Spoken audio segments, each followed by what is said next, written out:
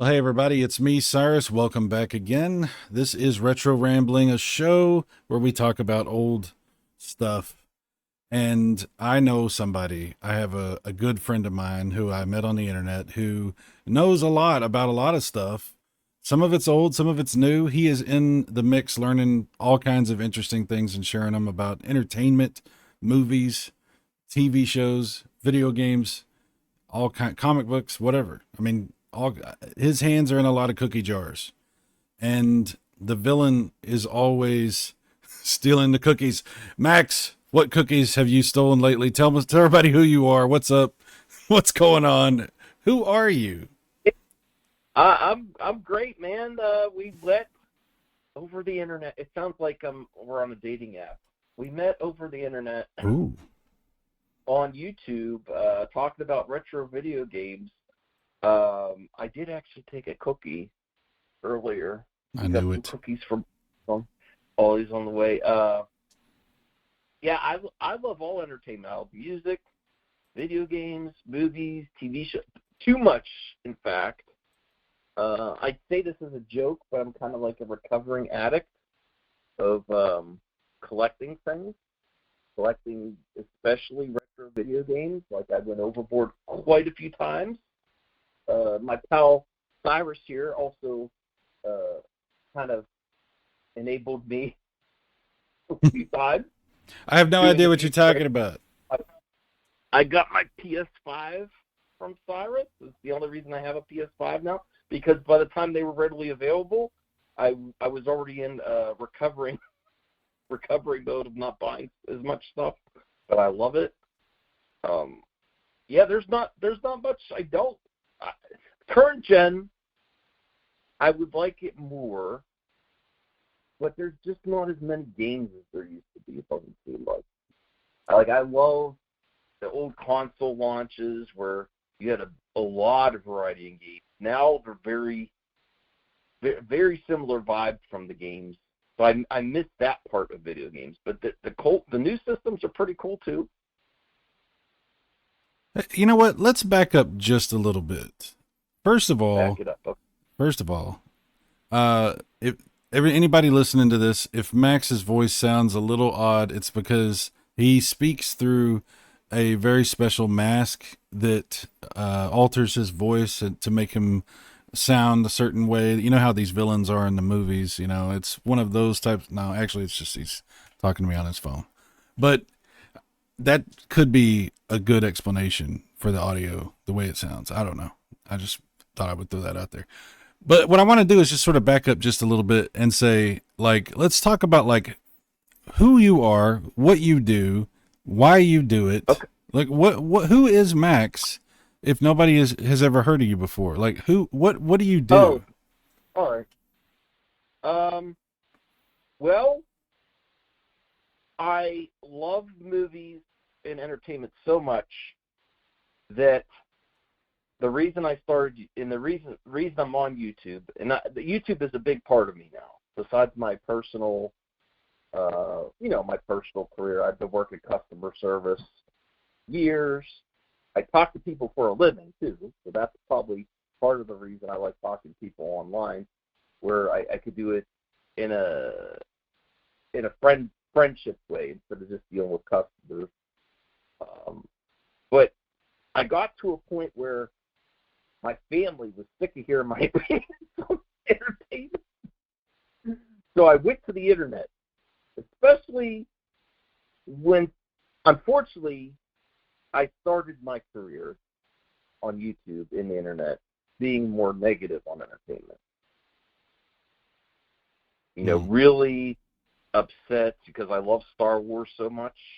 Star Wars: The Last Jedi is probably where my really motivated me the most to get into entertainment talk, because I also was very frustrated with all the movie talk pundits out there where they were pretty dismissive of people's opinions at first with that movie. And people still love that movie, and I respect that. And I have friends that really love that movie. But it was like, oh, you just don't like it for reasons. And I was like, it really got me frustrated because this is when something is divided and there's really different opinions, that should make the best movie talk, where a lot of the big channels weren't discussing it. And that's what got me. I was upset with what happened in that movie. My family didn't want to hear it. They're like, it's a movie. Move on. So I went to the air, talk to people, give my opinions, and meet people. And that's really where it started. I would probably be talking this much about entertainment anyway. Might as well go to the internet and have fun and meet people. So that's where it started. And then I went through some depression with it too, because talking about entertainment in a negative way really wears you down after a while. And then as you get older, where I'm at now, I'm 41 now. Been doing this for a lot of years on the internet. I want to try to find things I like now, because there's a lot of stuff out there. There's a lot of hidden gems, a lot of things I've missed. You can only do so much in your life. And I try to focus on that now. But that's who I am. Where I started is I enjoy entertainment so much anyway. I wanted to find people that talk about entertainment as much as I do. And family only wants to hear it so much. On the internet, I found a lot of cool people, lots of different opinions, and that's what motivates me now. On my channel. That is definitely something that I've noticed. Like, you have found a pretty sizable group of people who watch your show and who participate in your shows or your streams. You do these big panels where you have tons of people that come in, and people are trying to get in, and there's so many different opinions and personalities. How do you keep track of the conversation when there's that many different people trying to put their 2 cents in, or challenge somebody else's idea, or just bring up their own thoughts, and it might not even be what you're trying to talk about during that show? How do you manage that as a ringmaster? Good question. A lot of times I don't. That's a lot of where the criticisms come from people, even friends that do the same thing I do about my specific channel. Is, this person, that person, I don't like their opinion, or they derailed the stream, or they're off topic. But my answer is never to limit. Like, I can't say, you shouldn't come if you want to talk, if you want to hang out. Like, I'm almost like the Cheers of movie talk. Everyone knows your name. You come around, shoot the shit a little bit, say your opinion, and it does not always go well. And I feel like a lot of people, their answer is, well, I'm not doing that anymore. But then I don't meet as many people. And I love when people like, I want to come on the show, even if they don't have much to add, even if they're not always on topic. It can get frustrating, but it can also, there's really great moments that have happened on my show, and then there's some crazy moments too, but I don't think I would change it, and I don't want to limit, because that's also something that's different about my movie talk channel and entertainment channel than others, is, everyone knows, well, where could I go talk about some entertainment nerd stuff? Well, I know I could go to Max's channel. I know I could probably get on there pretty easy and have some fun and talk about some fun. And I like that. Yeah. I like that people are like, well, where am I going to go to collab, meet people, and try to branch out? Well, I probably could go on Max's. It's not the most professional movie talk, but it's very welcoming to new people and new content creators, and that I would never change. And that gives me some pride, because over the years I've done it, there's been a lot of channels that before they even got to 100 subs, they were on my channel. Right. Like, sometimes you have to jump through hoops to get on other people's platforms, but I'm very welcoming to content creators. I push people to get into this. And there are dark sides to YouTube, but I don't think we're going to talk about that either. But there's a lot of great stuff about YouTube as well. Well, I was going to say, I was gonna say, I think that you're pretty well known in the gaming community, the retro community, and obviously in the movie talk and superhero talk and all that kind of that type of communities. You're pretty well known as somebody who has been inclusive to bring people on to have different opinions and not just a bunch of we all have to agree sort of thing. I think that's been what I've observed anyway. And Yeah, I know that's got to be hard to manage, but like I said, with so many different types of personalities that that have something they want to say, something they want to like they have an opinion that's important to them, and they want to have it voiced. And I don't know, like um I don't know about you, but like sometimes if you're in a chat and you're watching other people talk about a specific topic, there'll be some thought you have. And if you don't see anybody address that thought, like if it's just something that you're thinking that it seems like nobody else is thinking, sometimes you feel like compelled, like you want to, like I want to interject here. I want to say something. I want to throw in my hat into this a little bit. And not everybody wants to do that on an actual panel, but I've seen you bring people on that have literally never been on before, and it's sort of that yeah. situation. Does that happen a lot?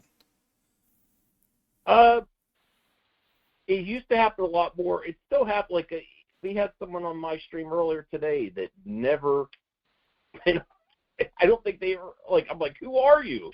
He's like, I just got membership to this channel, and you're doing a. And I thought I'd pop in. I'm like, okay. And he had some hot takes, and it went well. But I like that. I like meeting people. Yeah. So yeah. Do you ever Um, forget like that you've met somebody and then you're like, oh, that I remember, like, and it's got to be hard to keep track of everybody with so many people wanting to sort of participate. Do you ever have a problem like remembering that oh yeah, I talked to you before, that kind of thing? so I'm so I terrible with it. I use even if I don't remember their exact, I kind of get it. I kind of remember. Um, but it's that's exciting to me. Even like somewhat surprised, like hey, popping in. I even did some people. I did earlier, like last year. I did a 24-hour stream, Yes. and people are like, how did you do that? And I'm like, it wasn't even that hard because I know so many people on YouTube. It was kind of fun. Like if people just popping in and out, that was one of my favorite times. I don't think I'll do it again because I'm Yeah. older. I did try it once, but that was quite an experience and something I'll never forget because I had all my friends just pop in for 24 hours. It was a lot of fun. I think even you popped in. Yeah. Our friend John delivered a surprise pizza. I yelled at the delivery guy because I didn't know it was coming. That was pretty fun. So Yeah, I wanted to ask you. I have so many things I want to ask you. So you did this 24-hour stream. You're streaming, you're doing panel discussion and just whatever for 24 hours. Oh, you're doing reaction stuff, you're doing all kinds of stuff during this 24-hour stream. And not all of the stream are you on camera, right? I mean, tell me you weren't wearing your full mask and everything for the full 24 hours. Like I I think can't. I did. You did? Oh my! How did you deal with that? How do you deal with that kind of like? Because it's got to be hot, Well, and I don't know. Like, well, that's like that is something when I first started. I wanted to do part of my persona online is I like to collect masks and helmets, yeah, and I was gonna wear like a different mask or helmet, you know, each stream or each video. And I quickly found out that is a horrible idea, and that's why a lot of these shows, like on like Star Wars, The Mandalorian, he's always wearing a helmet. It is really hard to perform, understand, or see anyone with these damn helmets on. So that's why I pretty much am now known as the movie talk with the Doctor Doom mask.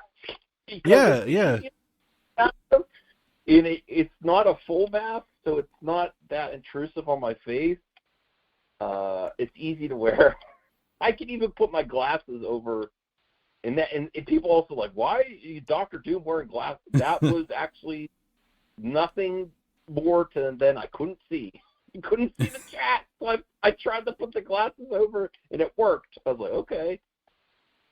I think it's So, kind of yeah. like disarming to me because I mean, no, I'm not saying this as an insult, but it's kind of silly that you're wearing a mask. And it to me, like whatever the conversation is, whenever you start talking, it takes away a little bit of the tension because it's like, what? It's kind of like, okay, he's wearing a mask. Like, because nobody can see your facial expressions. Nobody knows, they can't read you that way. And I think, Oh, yeah. you know, Dr. Doom mask, he's kind of got like the facial expression on the mask is kind of can be looking intimidating, but a lot of times I'm smiling under there. right. Like I told him, I'm like laughing behind there. Well, like I've had the privilege of being able to hang out with you like in person, and it's obviously it's a different type of situation when you can see somebody face to face and have those kinds of conversations. So I know what you look like under the mask. So for me, it's I'm not I'm not interpreting anything, but has that ever happened to you where somebody thought you were being a certain kind of way with them and you weren't intending to be just because they couldn't kind of read what your face was saying? My facial expression. Yeah. Do people read it well? Do people misinterpret my intentions all the time? Well, yeah, I don't really. Yeah, I'm not trying to get into anything. I just was wondering, like, Yeah. that was. Uh, It just seemed to me like. I think, Oh, go ahead. I mean, I believe most people think it's fun. I don't think anyone takes it too seriously with me.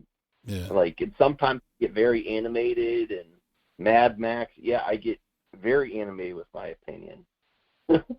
So I'm assuming everyone understands, but they, I think they take it as a lighthearted way, kind of like wrestling. Like one of my good friends, movie talk friends, who works in the industry, Sean.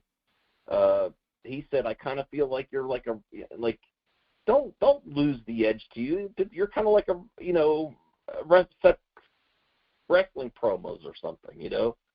It's fun. So I think everyone's in on the vibe I'm trying to throw out. Have fun. Don't take it too seriously, even if I'm getting animated and Mad Max. Yeah. Do not take it too seriously. I think when you were first sort of like putting yourself out there, people didn't really know. Like I remember, like in your intro, you have the longest intro of all time, by the way. And in your intro, you play some clips like from bigger YouTubers that were like first discovering who you were. There's some hilarious reactions that people have when they first would see who you were. I don't know. Like, what the heck? Yeah. That gives me so much joy. Like, are you serious, bro? You're coming here to Dr. Doom mask? Yes. They're like coming at me, bro. They're like, oh, it's that Dr. Doom guy that scares the crap out of me. Yeah, bad movie man. Yeah, I not to get into the specific retro YouTuber, but I'm going to plan to go to an event soon, and I might meet them. And he called me the Mad Movie Man. Not saying who said that, but well, you are like, kind of the Mad Movie Man. I mean, let's be honest. You have to be a little crazy to be able to do what you do, and with all the plates you have spinning to keep track of things and to be able to keep going and stay motivated. I think, yeah. Well, honestly, talking helps too, because I also am a mental health advocate. I've dealt with a lot of mental health in my family. I'm on medicine. I've sought help before myself. Even the entertainment industry as well. That's why I'm so attached to it. It's really helped me out in the past get through some tough times. Well, I think a Look lot of for people have been helped by what you're doing. You know, having these open conversations. I know there's a lot of people that I see on your panels that when you're willing to put yourself out there the way you do, they feel like they can do that as well. So oh yeah, there were periods of time in my life where I had severe social anxiety. Like I couldn't even, so I really feel for some, like there's some people that are fresh from the panel, oh, I'm nervous, you yeah, know. I think I make everyone feel very comfortable to speak their mind too, and put themselves out there, and it's helped me too. Helped me talk to people. There's a period there, school and early 20s where I was so suffered so much from social anxiety. I didn't hardly talk to anybody. yeah. And it's worth putting yourself out there, talk to people, meet people. I've met people like my pal Cyrus here that are real life friends that are probably closer than some of my friends I've met outside of the internet. Well, we should talk a little bit about our friendship because, yeah, obviously I love your channel. I watch a lot of what you do, not everything, because you get into some stuff that I'm not, I don't know a lot about. But we have had the best conversations and experiences just hanging out, talking, and like I said, we did get to meet each other. But so I gotta say, you have been an awesome friend to me, like from day one since we first started talking. And you are one of the only people who I think really appreciates my love of the Atari Jaguar. Yeah. Because you actually helped me get some of the games that I have that I couldn't, there was no way I was going to find because it's like impossible to find these things now. It's gotten really bad. But you and I have we have the same addiction to buying games and looking at buying games and thinking about buying games. Like we have to be careful with each other because of that, you know. 'Cause- Well, it gets to the point where, and listen, I don't want to dissuade collectors out there or say collecting's awesome.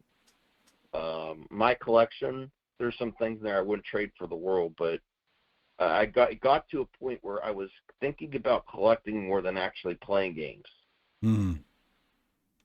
And that if you get to that point, I would we're not here to give advice on YouTube, but I would strongly suggest maybe reevaluate what you're doing if you're thinking about collecting games more than actually playing them.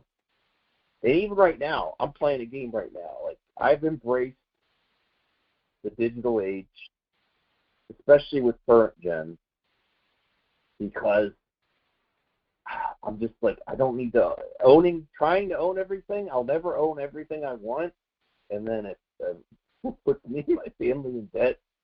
Doesn't need to, and really, what is it about? It's about playing the games, I think.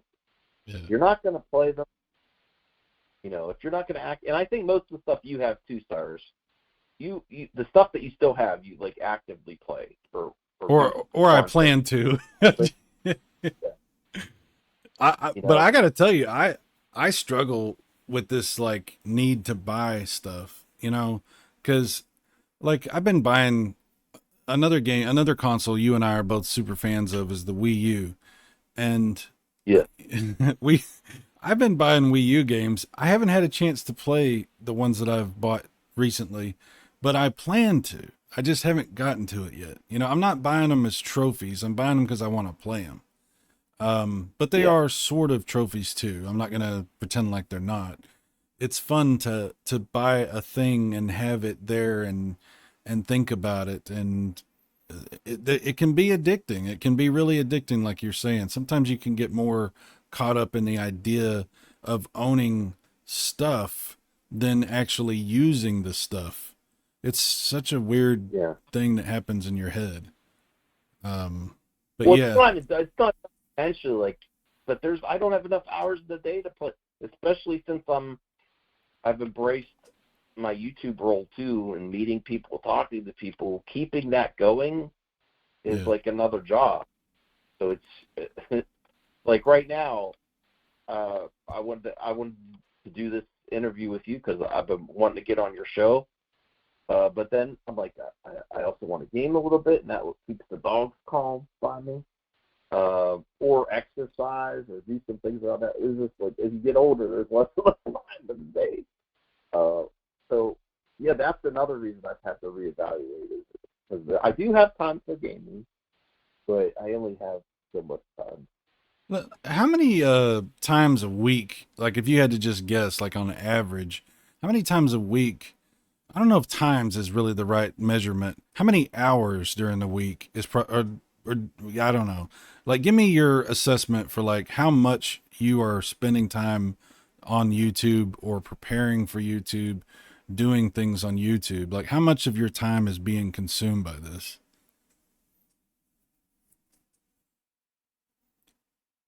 With preparation, I'd probably say 20 hours 20 hours a a week. week? Yeah, That's maybe more. I think it's probably more because you're doing something pretty much every night. And sometimes you're doing more than one thing a night.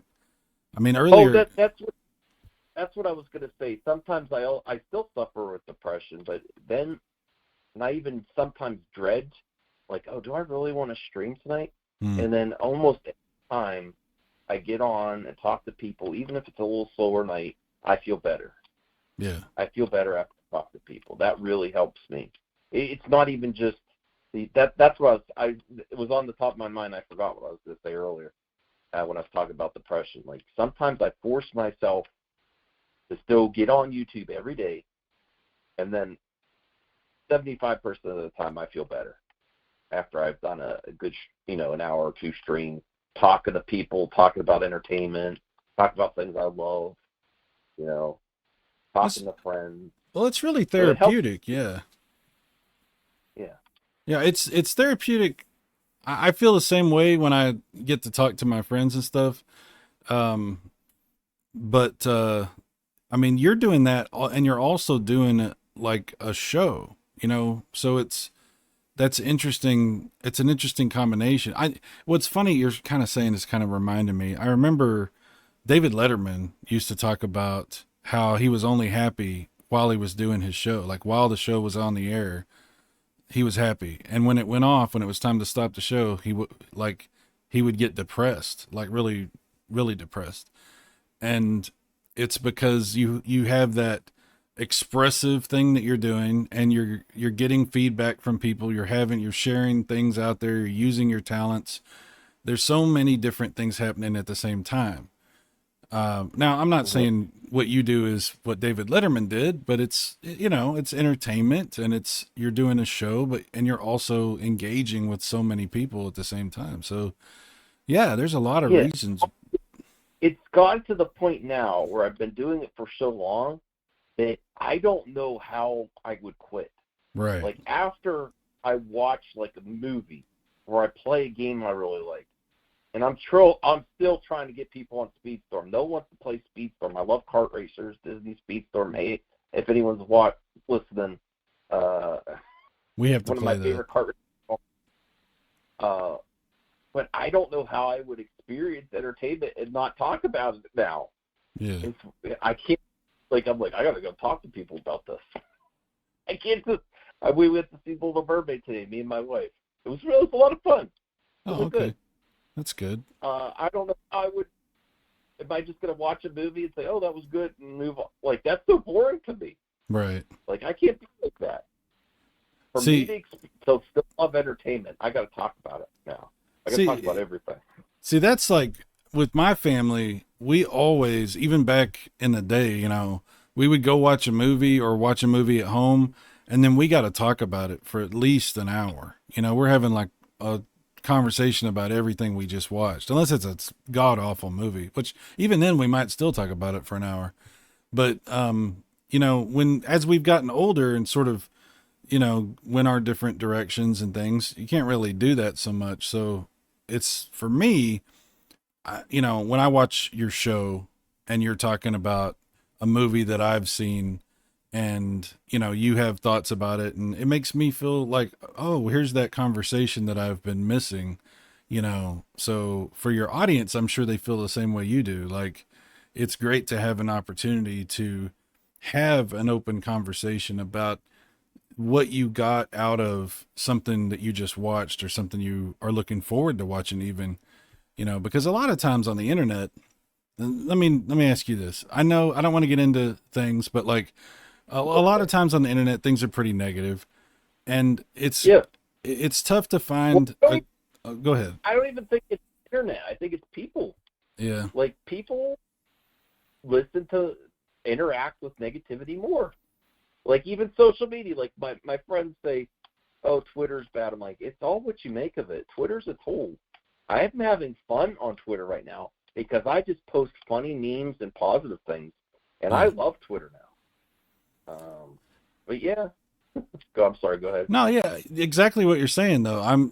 I think that when people find something where they can share and have a good time, that people appreciate that. I know that I do. And I very much appreciate what you do. Oh, thank you, man. I appreciate what you do as well. I think also, I don't want to take credit for things I haven't done, but like, knowing that you talk positively about something and it potentially influence someone to give something a chance, Yeah. it's pretty cool. Like, I don't know, I think I was badgering you to watch Picard this season. Yes. Me and Brian. Dude. And I think they did, right? What a great dude. Season 3 of Picard was, I mean, the best TV that I've seen in years. It was amazing. It was. And I'm not sure if I started watching Andor or not because of my show or not, but I think we also experienced Andor at the same time. I think you really like that as well. Yeah, Andor and Picard. That's, yeah, great TV watching. That was some awesome stuff. Yeah, I had to like push my daughter to watch Andor because she wasn't really interested. I don't know why. Like, it just something didn't click. But as soon as she started watching it, she was like, "Oh wow, this is amazing." So I got to enjoy Andor twice, basically. I still haven't got her convinced to watch Picard, but she was definitely down with Andor. So yeah, dude, like I love that about your channel, that it's not, you do a lot of things. You like I said, you're spinning a lot of plates, your hands are in a lot of those proverbial, cookie jars. But there's a lot of stuff that you do on your channel that I'm a huge fan of, and I absolutely love. Not all the time do I have something to say. A lot of times I just sort of watch, leave it in the background, listen to what everybody's saying. But I appreciate that the conversation is there and that it's happening. Mm-hmm. So if that makes sense. Not everything. Go ahead. Now with the writer's strike, Oh yeah. I've been trying to branch out, and there's always retro and there's hidden gems. I know everyone does hidden gems of video game talk, but I might do hidden gems of movies and stuff too. And we just started watching, like, this weekend. I watched Foundation on Apple Plus with some friends, and this is really good sci-fi. And that's my next thing I'm going to try to convince you to watch, Cyrus. But it's on Apple Plus. No, I don't have Apple Plus. Isaac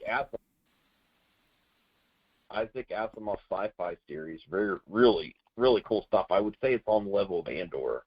Oh, really? Yeah. Damn it! How much is Apple Plus? $6.99. Oh, that's not bad. I might try it. Or you could just tune into member stream on Sunday night, and we're watching episode by episode. Fair enough. Yeah, okay, so I've got some options. That's good. Yeah. Let me ask you this. So you talk about a lot of different types of topics, whether it's movies and various things, but one of the things, obviously, that you're known for and that you obviously have a huge interest in is the superhero stuff. I mean, you're wearing the Doctor Doom mask.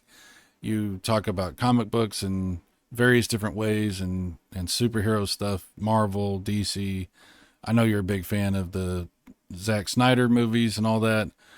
Let me ask you, I never have asked you this. I've always wondered this. And maybe it's a stupid question. You're wearing the Doctor Doom mask, but I'm going to ask you this anyway.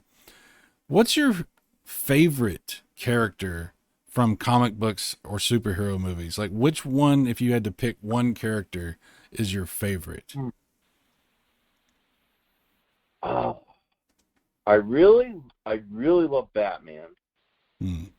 Uh, more, I love Superman too, but even Batman more than What is it? more than What is it about Batman because that? he doesn't have superpowers. He has a tragedy in his life, and he does something about, he tries to make the world a better place after his tragedy. It impacted him that much, and the challenges he faces. And I love a grounded Batman too, but it's also interesting to see him in the Justice League interact with the superheroes, and he still has one up on Superman. He still carries a kryptonite around just in case Superman flies off the handle. I think that's also really cool. Hmm. I just, if I'm really thinking about it now, it's the closest.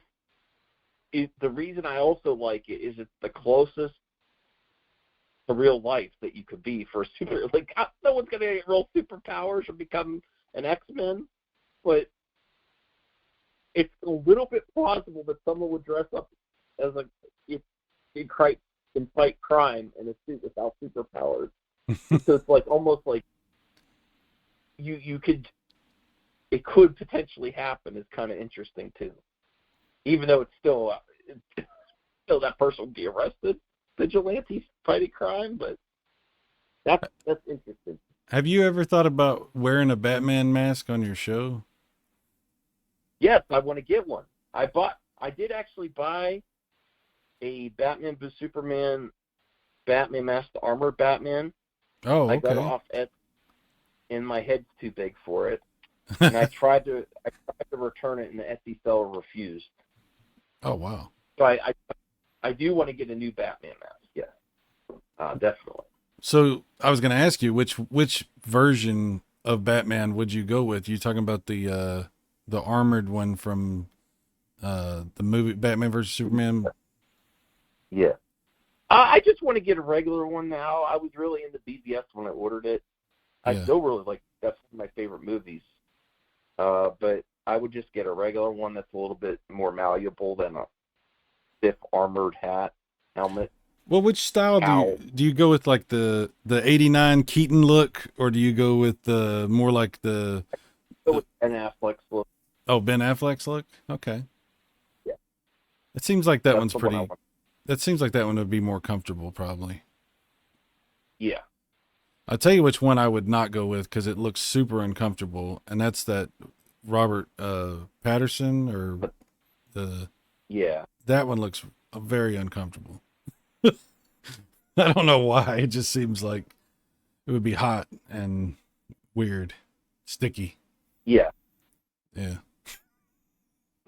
No, I always wanted to get more masks. I went a little crazy with the mask collecting back in the day too. So, but when I am going to get a Batman mask for sure. I've always wanted one. I want to stream in it. I want to go do content in it and go to conventions in it too. So Yeah. That'd be pretty cool. Would you get just the mask or would you do the whole thing? well, I kind of do. My persona is kind of like a mashup of a lot of different things. Like I wear a Mad Max leather jacket. I had a Mandalorian helmet. It was one of the first helmets I had, and it really hard to because I bought a Mandalorian helmet before there was any like official Hasbro ones. It was like from a custom one, and it's pretty small too on my head. My nose gets smashed in it. I still have it. Yeah, But I was that excited for Mandalorian coming out. So it's kind of like I would probably wear my bat cowl with my leather jacket. So it wouldn't be exactly Batman. It'd be like a different. Oh, it'd be like Mad Max.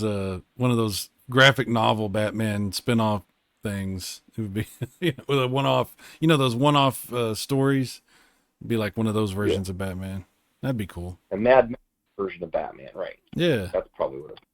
Carry around. You could get you're going to wear the leather jacket. So, what'd be funny is to mix up like Negan with the baseball bat and the bat. I also have a bat. That's where that came from when my intro. Yeah. Where I have a foam bat. I was like watching The Walking Dead at the time. It's kind of like a mashup of all that, all the things I love in entertainment mashed up together. I think if I was gonna cosplay, and I was actually gonna do it like for real, I would have to be some character like Blank Man. You remember Damon Wayans? Yeah. I would do something like that. I don't think I could try to wear a real costume. I would be self-conscious about that. But if I wore something ridiculous and funny, I think I might be able to do that. I don't know. You could. Yeah, I'm probably gonna cosplay at this event. It's gonna be weird because I also right now I have a big rope I wear around with my. I don't know how that's gonna go in June at too many games, but I think I'm gonna try it. I think I want to be in. I think you're gonna have a heat stroke, Max, and I'm really worried about it. It's not. I'm not feeling good about this decision. I'm just saying. Okay, I don't know. I have to figure something out because I want to cosplay at the convention. Yeah. Maybe you could order some pajamas that are like Doctor Doom. I don't know. I'm just trying to think. Like, I don't know. It just seems like that's going to be pretty hot. That's all I'm saying. Yeah.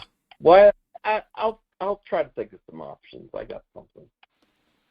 Yeah. Don't worry. I'll survive. Well, I want to thank you. Going back to video games for a second, you're going to this video games convention, which sounds really awesome. I was hoping I was going to get to go, but not this year. But maybe next. Yeah. But I do want to thank you for. I have to thank you for these Super Famicom games that I got from you. Going back to what we were talking about before about helping each other out, getting stuff, because you got me some really cool stuff, like Bonk. There's those 2 Bonk games, which, I'm TurboGrafx fanatic, so thank you. And then, of course, you got me one of the Holy Grail games for the, actually 2 of the Holy Grail games for the Super Nintendo, the Final Fight 3 and Hagane. And I'm eternally grateful for that. I ended up sending you some stuff, and I rebought the stuff that I send you because I actually didn't. I told you I have a problem. I told you. Yeah. Well, I'm glad you got those cards. Honestly, those were some of my most valued cards. And if I didn't make up in my mind that I just want to play games more than collect it, I would have held on to those. Like, I love those Bonk games. Yeah. But I just made up in my mind I'm going to get rid of my Super Nintendo collection. Because I can play it many ways. Well, I want you to know, dude, like, those games do mean something to me because of what they are, but I will never get rid of those games because they're from you, because they have a whole new meaning just because of that, because these games came from my friend Max, and I'm just very appreciative, thank you for that. Well, I'm never getting rid of the games you trade for them. Well, okay. That's the system that I'm hanging on to is the Wii U. I've decided. Dude. That and the Dreamcast, there's something about it that I'm like, I'm keying onto this stuff. I love the Wii U. It is such a good console, for sure. I don't even know. I even got rid of my N64 carts, but for something about the Wii U, I can't. I want to keep it. I am going to keep it. The Wii U is like the TurboGrafx 16. It's one of those like unappreciated, underappreciated consoles that has a small library, but they're really good games. So it's like you feel like you could collect things for that console, and it's not like there's thousands of games for the Wii U, so you feel like you can get stuff, build your little collection for it, and experience that, and you're not going to be overwhelmed by it. Like some of these other consoles, it's like there's just so much that it's tough to think about, like, oh, I'm going to make my little pile of stuff. But like for the Wii U, dude, and there's such awesome stuff, the Pro Mm-hmm. controller on the Wii U is really good. It's compatible with the Wii, so it does all the Wii stuff also. You've got all kinds of stuff going on for the Wii U. You were doing a show about the Wii U for a while. Like, Yeah. have you thought about doing any more of that, or is that sort of something you Uh, not really? I still really love the Wii U, but I doing a show about I kind of gone off. No, I got a modded Wii U. I could play GameCube games on it. Yeah. It's not perfect though. I still have some issues. Hmm. So, but most of the GameCube games I can get working on there. That's a lot of fun. I also could go get just the gems of the Wii. I would never try to collect all the Wii. Heck no. No. But great games on the Wii that I really like. That I could play on there. And one of the last consoles that really had a good light gun collection. I love light gun games. Oh, dude, Games you yeah. could play for TV. Yeah, I got And it the makes me frustrated that consoles just don't put a sensor bar there. I'm like, please yeah. put a sensor bar. It's awesome. Like I got House of the Dead 2 and 3, I think. Um and then a couple other ones for the Wii, and they work great. They absolutely do. They work great. Um yeah. Overkill too. Yes. House of the Dead. Absolutely.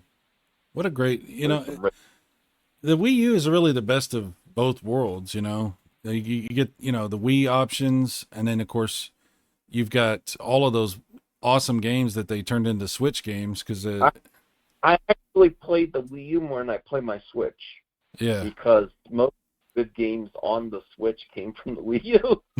You're right. You're not lying. I mean, Breath of the Wild was designed on the Wii U, which I do have that on the Wii U, and I'm thinking about playing through it on that just to see what the experience is like with the tablet. Oh yeah, that's probably the best place for Zelda because of the tablet. Yeah. I need to do that. Like, I have it on Switch, but I want to play through it on Wii U. I just want to see what that's like. Yeah. They did the Wind Waker HD and the Twilight Princess Yeah. Oh, you know what? HD. I've got those Batman games on there. Arkham Origins and Arkham City, I think. And Yeah. they have specific stuff for the tablet too. It's pretty cool. I love those. Yeah. It was also one of the last consoles where they tried to do specific stuff for that console too. Yeah. It's cool, Developers man. have kind of, Go ahead. developers are kind of getting lazy on doing extra stuff for each Yeah, you're right. each platform. You're absolutely right. I didn't get I didn't try the Batman games yet on it. I want to. Oh, they're good, man. They're both of them are good. They're both really good. Yeah. I've got both Call of Duties also. They put Call of Duty Ghosts and Black Ops 2 on there, and I got both of those. And they actually run really good. So there's some pretty cool stuff. Yeah, unfortunately, also because was it Iwata passed, right? Yeah. I think like one of the last Nintendo consoles where you're going to get true innovation. Besides what the Switch can do, it's a basically handheld system.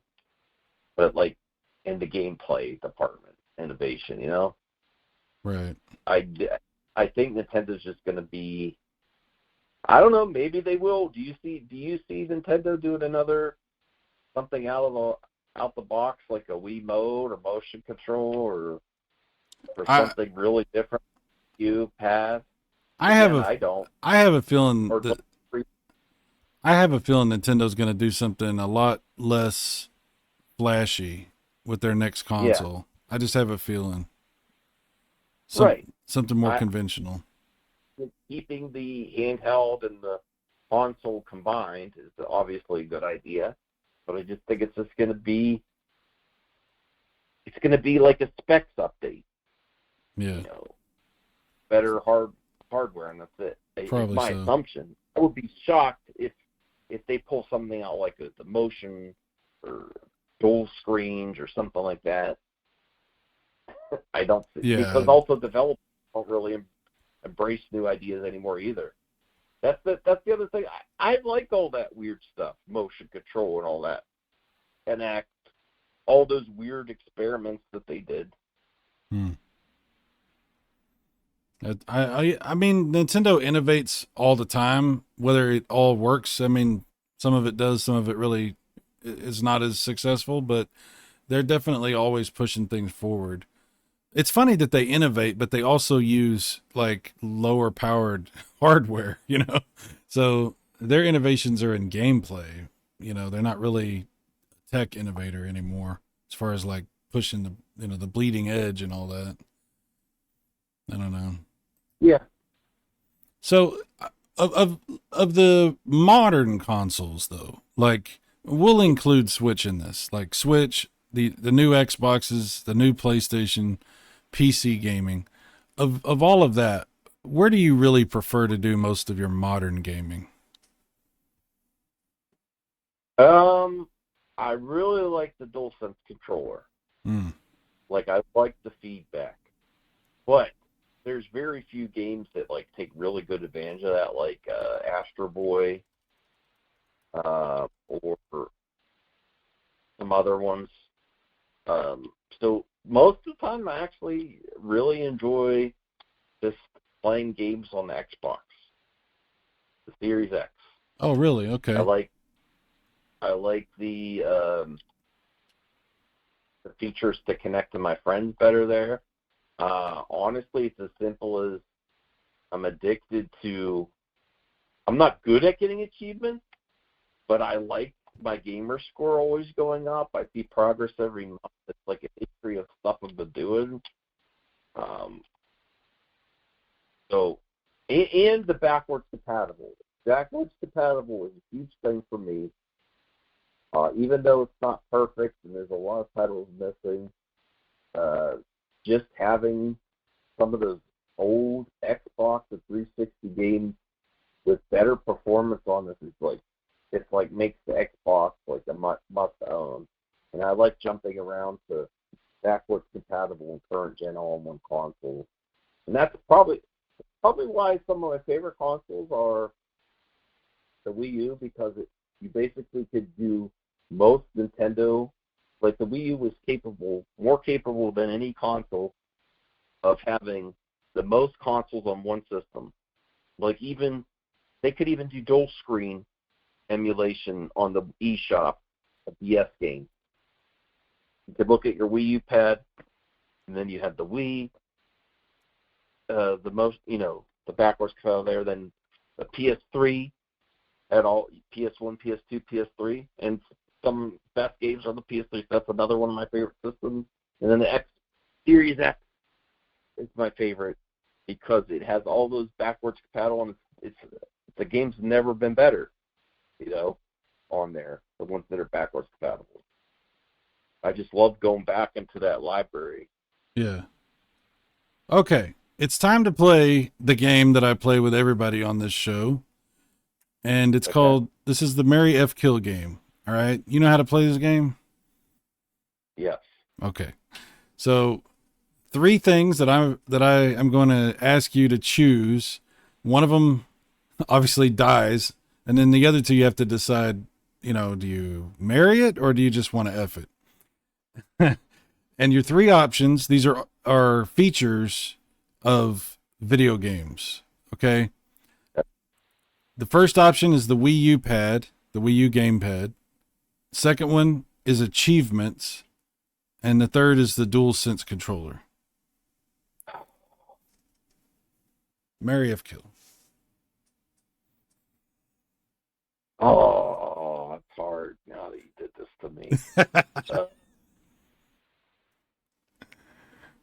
I really like the Wii U gamepad, but I gotta say, and I really like the DualSense, but achievements is something that it seems so simple, but I get bored when I'm playing a game and nothing pops up that I've done something. Even when I can beat a level, I'm like, I'm getting that like I the game on another system and I'm like, where's my achievement? Like it's like even go back to old games. I'm like, well, where's my achievement for completing it? I want to be rewarded with achievement pop up. So I have to say, marry the achievement. Okay, Mary and the achievements. Got you. Yeah. So which controller are you murdering?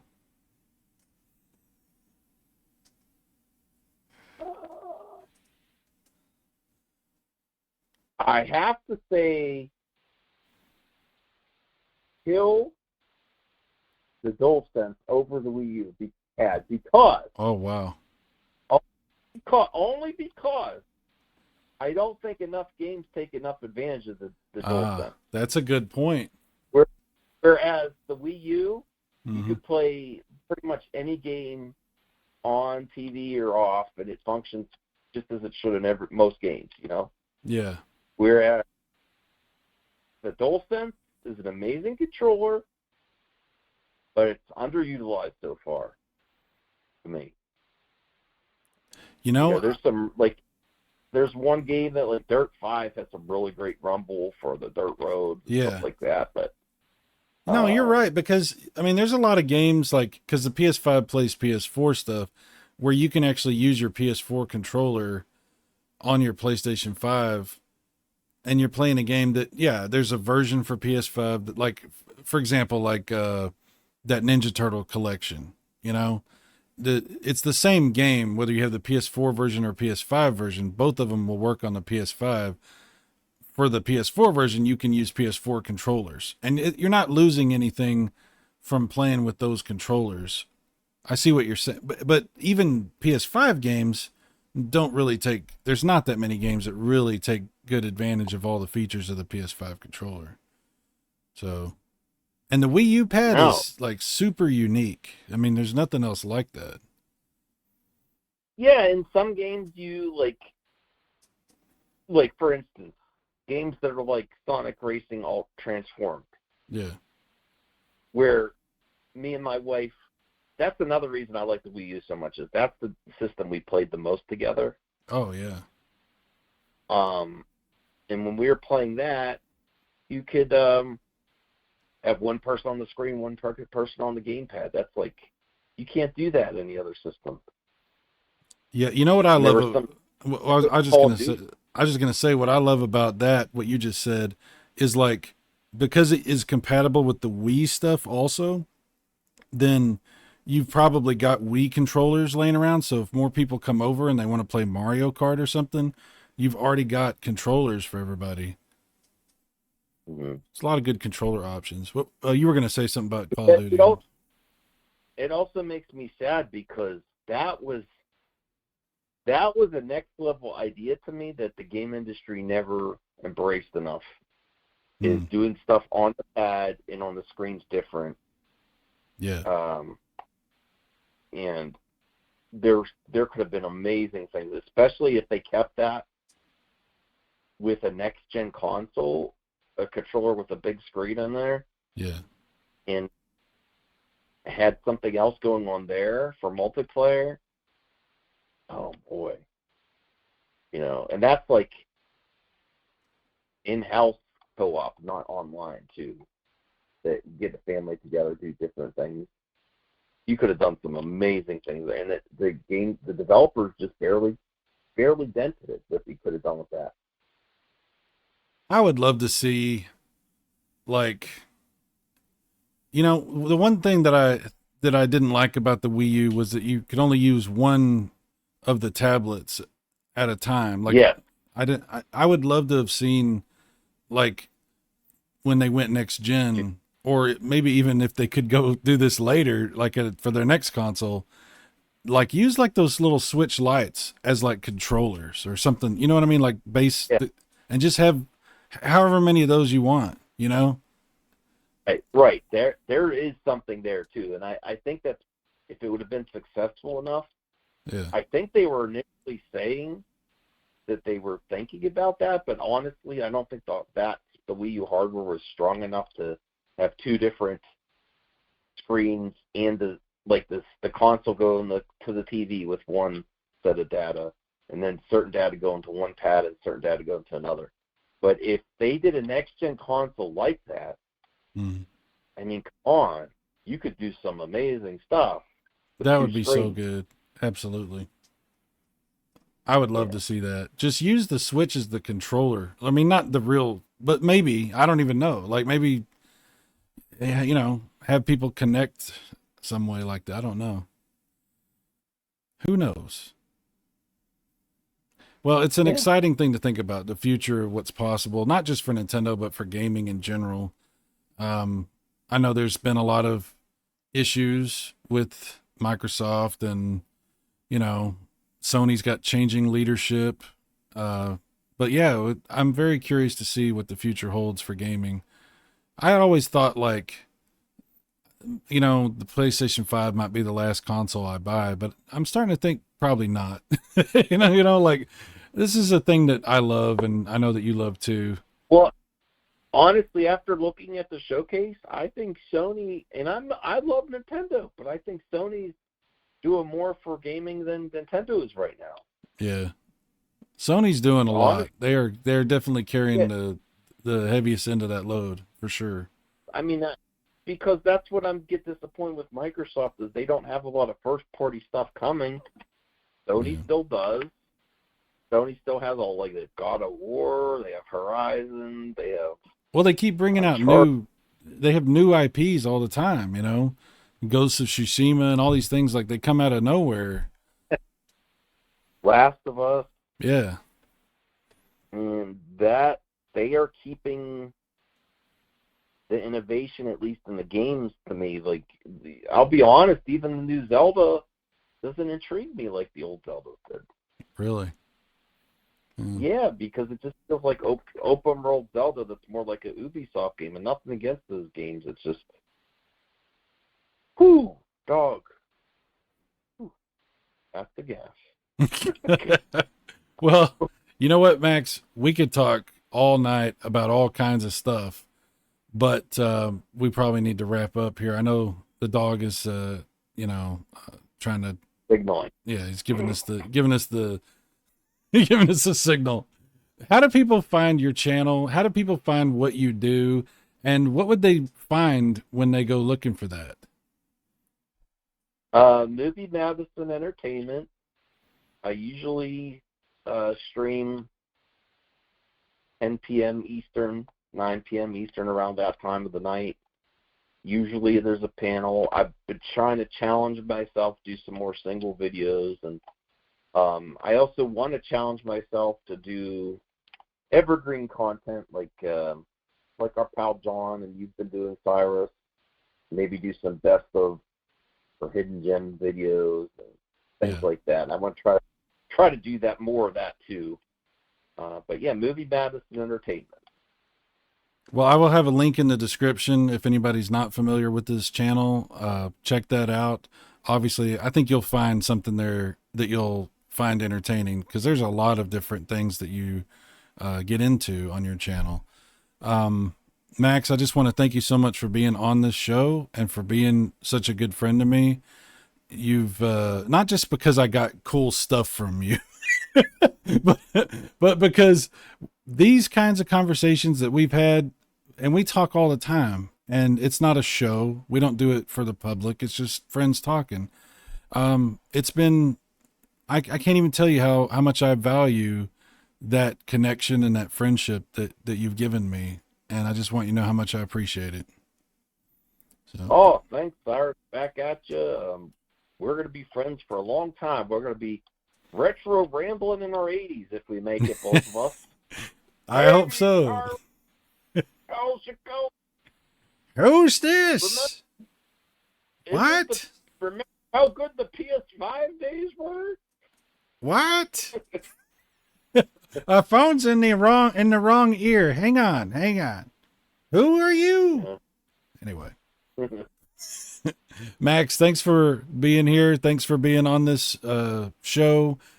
And I look forward to talking with you again very soon. And good luck at the game expo, the thing you're going to. Be careful, be strong. Don't be buying stuff like crazy, you know. It's going to be tough. No, I'm not. The main thing I'm excited about, honestly, besides meeting friends in real life, is going to the arcade section on free-to-play arcade games. Ooh. Because how you get to go to like a good big arcade anymore? Oh my God! What? But it doesn't have the stuff I like. I got a question for you. Okay, let me say this: when you go to the arcade section, pay attention to what they have. Think about what would be cool for when I go next time for us to play together. Find us something good, man. Cool. I hope it's big. I heard there's a lot of machines there, so I hope. Well, I love playing multiplayer. Maybe we get me, you, John, whoever else on there, and just find us a good 4-player, like X-Men or Ninja Turtles, something cool, something fun. That'd be great. Yeah.